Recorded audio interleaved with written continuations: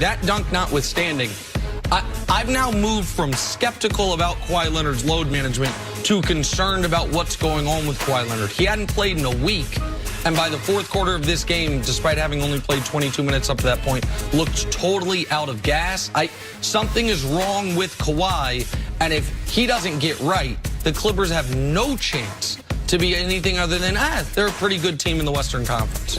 I like the way they look together. I like them. Again, Paul George is like the ultimate compliment player, but he's yet a superstar. Yep. And so to be able to play the way he did last night, I get it. Kawhi Leonard was a little up and down, but I'll take Kawhi Leonard playing the way he played last night with Paul George playing the way he played and still get wins. This is why this is so exciting for the Clippers, because they have guys who can get it done when the other is having an off night. They don't both have to be superstars every night. It's a great point. Because Paul George overqualified for that #2 role on a team. And Kawhi plays every 7 games anyway, so they're going to need it. Moving on to Luka Doncic, who was incredible yet again last night. 35-point triple-double in under 26 minutes.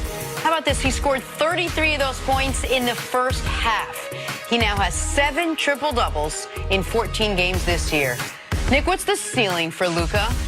Well, if he never improves at all, if this is just the player he is the rest of his career, he's a top 25 guy in the history of the league.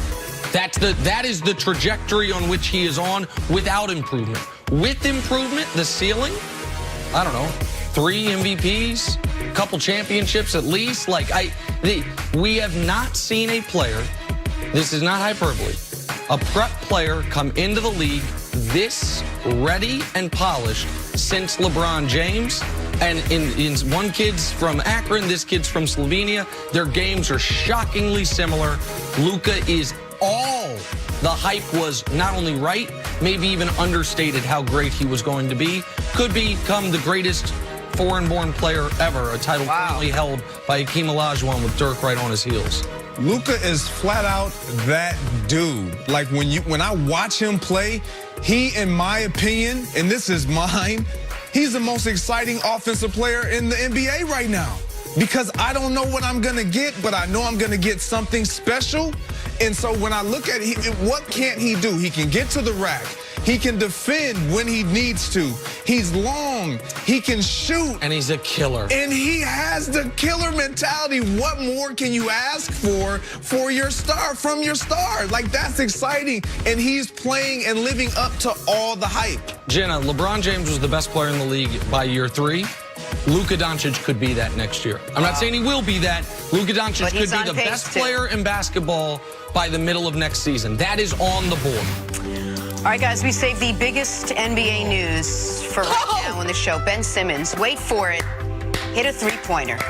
I repeat, Ben Simmons hit a three-pointer. Now, it took him 172 career games to do it, but a three-pointer was shot and a three-pointer was made, and the guy who made it was Ben Simmons. There you go. Nick, in the scope of greatest achievements in one's lifetime, where should this rank? This is Ben Simmons. No sarcasm. This is one of the biggest moments of his NBA career. For real, because if he's going to be given those open short corner threes, he has to take them. That shot looked fine. It's one of the reasons, Greg, I've never understood why he refused to shoot him. His form's fine. It's not perfect, but it doesn't look outrageous. I'm happy for Ben. Take that, Kevin O'Connor, and all the people saying he's shooting with the wrong hand. I mean, that looked beautiful. Now, he didn't shoot another one. I don't know how soon he'll do it again. But you got to start somewhere. Good start for Ben Simmons in an ugly game for the Sixers. They were trailing going into the fourth against the terrible Knicks. Yeah, I feel like this is that parental moment where your kid is about to take the first steps, and it's like, you're so close, just go, just let go, and just take it. And then at age 15, he takes his first step. Yes.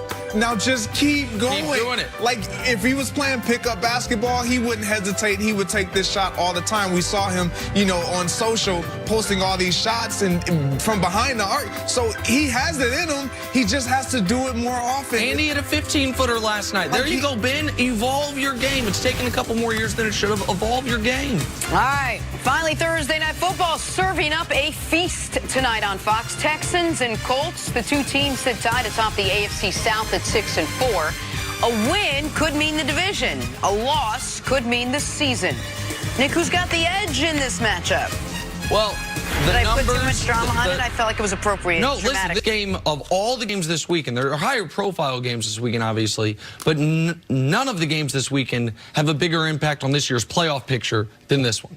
None of the games this weekend will have a bigger impact on who wins a particular division than this one. And to answer your question, the Texans, at first glance, would appear to have a number of edges in this game. They have the better the better quarterback. They have the healthier team. You said it right. You almost said I know that's your guy. But that is why, I mean, spoiler alert, I'm going to pick the Colts. I picked the Colts to win this division before the year, post Andrew Luck's retirement, not only because I believe in Jacoby Brissett, who made some excellent plays last week in a game that was close early on, and then they ended up blowing out their opponent, but also because the coaching discrepancy between Frank Reich, who I believe is already one of the 6 best coaches in the NFL. I think he has proven it. What he's doing this year without the quarterback they expected to have, dealing with T.Y. Hilton's injury, who might be back tonight, Eric Ebron's injury, who might be back tonight. Now they're going to have to do it without Marlon Mack, who broke his hand at the end of last week's game. What he has done and his situational coaching, which I feel like was a big part of the Eagles' success, their Super Bowl run, was Frank Reich's situational coaching and understanding. As their offensive coordinator. I think Doug Peterson gleaned some of that stuff from Frank. That the mismatch between he and Bill O'Brien, who could coach in the NFL for 100 years and will never understand the clock, will never understand challenges, will never understand the most basic things you can do on Sunday or on a Thursday to put your team in a better position to win. I like the Colts. I like the Colts to win this game. I like the Colts to win this division. And it's a shame for the Texans because Deshaun Watson's on his rookie contract, and they have a bunch of talent on that team, but they've underachieved up to this point in the season. I think that continues tonight. Man, this is tough. As much as I do like the Colts, as a player, if I were to put myself in Deshaun Watson's shoes, I'm not having another performance like I did last week. Sure. And so in knowing that, and knowing the kind of player he is, and the kind of leader he is, and how he wants to be great for his team and elevate the play of his team, I got to go with the Texans because I just don't think, as great of a quarterback for all the reasons you mentioned and all the players that the Colts are missing or potentially will have back, it won't matter to Deshaun Watson. And I know there's so many other players that are going to be playing in this game for the Houston Texans, but he is the key to their success. Defensively, they have what it takes. They just got to put it on the field. Offensively, it's all about Deshaun.